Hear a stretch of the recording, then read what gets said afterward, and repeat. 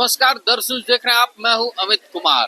झारखंड में कंप्यूटर शिक्षक वापस आ गए हैं। जी हां, शिक्षक वापस स्कूलों में नहीं आए हैं, शिक्षक वापस धरने पे आ गए हैं, सड़कों पे आ गए हैं। राजभवन के पास ये आज फिर से धरना देने को तैयार है और धरना देते नजर आ रहे हैं।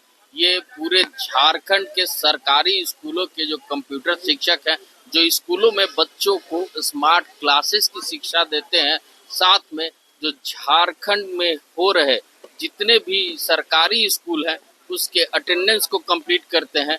जो डिजिटल इंडिया के तहत अगर कह लें तो डिजिटल इंडिया के तहत ये शिक्षक स्कूलों में जो शिक्षा देते हैं वो डिजिटलाइजेशन होता है और वो बच्चों को शिक्षा देते हैं। और बच्चों को शिक्षा देते देते आज वापस ये सड़कों पे आ गए हैं, क्योंकि इनकी मांगों को पूरा नहीं किया गया। आज भी ये 8,000 वेतन पे काम कर रहे हैं पूरे झारखंड में और 4,000 शिक्षक हैं। इनकी संख्या जो है वो 4,000 है। आज इनको टर्मिनेट भी कर दिया गया है और टर्मिनेशन का वजह हम बताएंगे अपने दर्शकों को कि टर्मिनेशन का जो वजह था वो किसी दूसरे स्कूल में पढ़ा रहे शिक्षक को दूसरे स्कूल का फोटो अपलोड करवा कर इनको टर्मिनेट कर दिया गया और कहा गया ये बदतमीजी करते हैं और साथ में जो शिक्षक हैं वो शिक्षक अपने क्लास में नहीं आते। हम सीधे जानने की कोशिश करते हैं क्या है पूरा मामला और क्या है इनका टर्मिनेशन का कारण। तन्मय जी हैं हमारे साथ। तन्मय जी, आपसे जानना चाहेंगे, आप टर्मिनेट हो चुके हैं जी, इसके बावजूद आज धरना पे फिर से 1 महीने के बाद आप आ गए। जी, मुझे टर्मिनेट कर दिया क्योंकि मैंने अपनी मांग और अपने साथियों की मांग रखी थी। टर्मिनेट का कारण यह था कि मैंने उनको 48 घंटे में जवाब नहीं दिया। कारण यह था कि मैं भी उनसे मांग करता हूं तो वो भी मुझे जवाब नहीं देते हैं। दूसरा कारण था कि मैंने अपने डिस्ट्रिक्ट कोऑर्डिनेटर से मिसबिहेव किया था। तो मैं स्वीकार करता हूं मैंने मिसबिहेव किया। कारण क्या है कि वो मेरा गोड्डा जिला होते हुए डिस्ट्रिक्ट कोऑर्डिनेटर द्वारा वो मेरा स्कूल का यूडाइस कोड जो यूनिक कोड होता है और पासवर्ड होता है जो विद्यालय को छोड़कर कोई और यूज नहीं कर सकता है, उसको वो खोलकर मेरे जिले का हम लोगों ने आह्वान किया था कि पीएमएस पर फोटो अपलोड नहीं करेंगे जब तक मांग पूरी नहीं होती। इसी बीच हमारे डिस्ट्रिक्ट कोऑर्डिनेटर द्वारा 27 तारीख को और 29 तारीख को और 31 तारीख को 3 दिन जो है हमारा अन्य जिले का फोटो अपलोड किया जाता है। और बाद में जब मेरी वार्ता होती है तो वो स्वीकार करते हैं कि हाँ मेरे द्वारा जो है अपलोड किया गया, जिसका मैं वाकया आपको सुनाना चाहता हूँ कि उन्होंने अपनी गलती को स्वीकार किया और इसी को लेकर के मुझे टर्मिनेट किया गया कि मैंने उनसे बहस किया। तो मैं वो उनकी जो वार्ता है मेरी और उनकी वो मैं सुनाना चाहता हूँ आपके माध्यम, क्योंकि पिछली बार भी आपने हमारी बात को रखा था और काफ़ी अच्छे से रखा था। पिछली बार हमने जो सचिव हैं विभाग के, शिक्षा विभाग के सचिव हैं, उनका ऑडियो सुनाया था अपने दर्शकों को। इस बार हम सुना रहे हैं कि जो गोड्डा जिले में पढ़ा रहे शिक्षक और फोटो अपलोड हो रहा है बगोदर का, तो वो भी ऑडियो हम सुनाते हैं, आइए सुनिए। ये मेरा अपडेट कौन किया है सर? हम किए थे सर, आप हमसे क्यों पूछ लेते। नहीं पूछ लेते नहीं, ये बिल्कुल गलत हुआ है। हम मान रहे हैं इस बात को। नहीं, ये बर्दाश्त से बाहर होगा सर। आइंदा नहीं होगा। नहीं सर, ये बिल्कुल बर्दाश्त से बाहर हो गया है। ये बिल्कुल बर्दाश्त। बगोदर का फोटो अपडेट हुआ है। हम इसका सूचना, बगोदर का फोटो अपडेट हुआ है मेरे में। बगोदर का तो नहीं डाले हम इसका सूचना, क्योंकि हम स्क्रीनशॉट ले चुके हैं, पूरा डिटेल हम ले चुके हैं। हम कल इसकी सूचना हम आगे दे रहे हैं सर। हमसे गलती हुई है सर, हम आपसे नहीं पूछे। सुनिए ना, पूरी बात सुनिए। हम आपसे नहीं पूछे, ये मेरी गलती है, ठीक है। जिस तरह से रवि सर तो देखा अभी आपने, सुना अभी आपने कि जो ऑडियो था वो डिस्ट्रिक्ट कोऑर्डिनेटर का था और शिक्षक गोड्डा में है और फोटो अपलोड होता है बगोदर का, यानी बगोदर के स्कूल का फोटो अपलोड करके वो स्मार्ट क्लासेस की जानकारी दे रहे हैं कि गोड्डा में अभी स्मार्ट क्लासेस चल रहा है। वाह रे सरकार, सीधे जानते हैं आपसे। तो इसमें मैं पूछना चाहता हूँ कि इसमें हो क्या रहा है कि क्या क्लासेस चल रहे हैं वो स्मार्ट क्लास के नाम पे जो घोटाले हो रहे हैं वो सरकार को और जेईपीसी को नहीं दिखता है।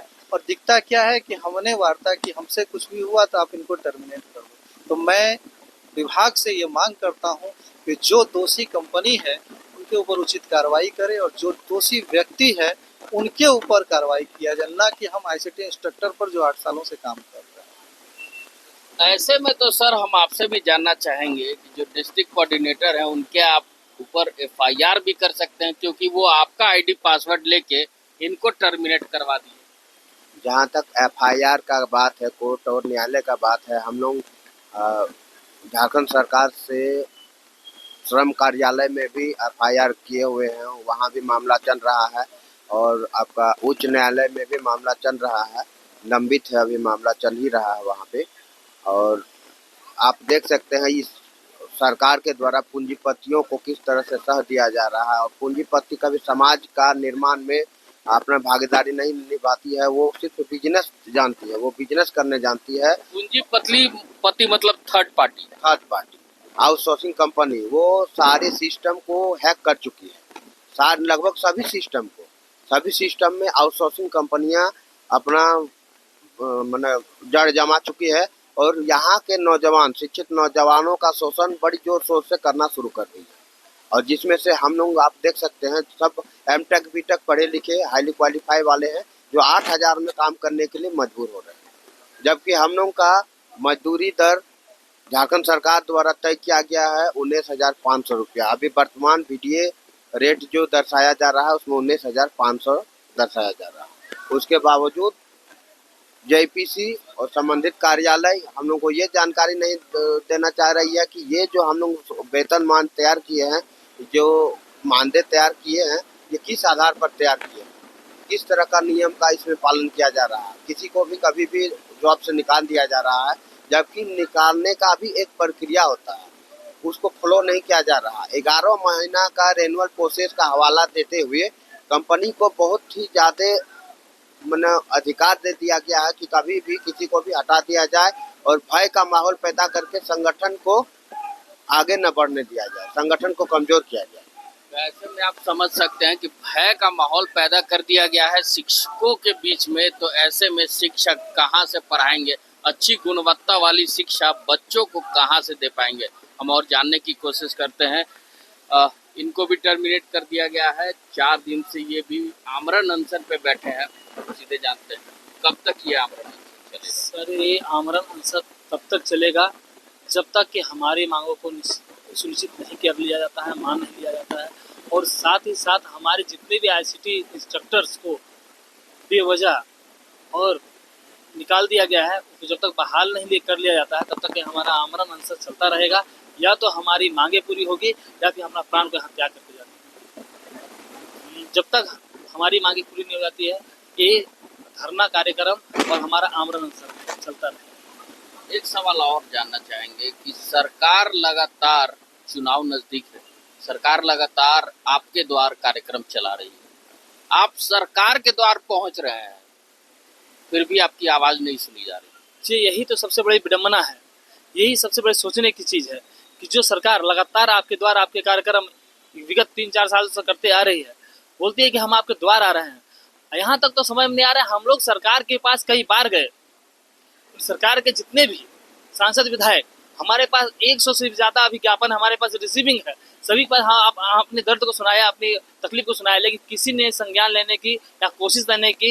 यहाँ पे हम लोग बैठे हुए हैं, यहाँ जितने दिनों से हम लोग आमरण अनशन पे है, फिर भी उन लोगों ने अभी तक हमारे सूद तक नहीं लिए। ये सबसे बड़ी तकलीफ की बात है, और कहीं न कहीं कुंभकर्णीय नींद में सरकार सो रही है और केवल सत्ता के सुख में ये मस्त।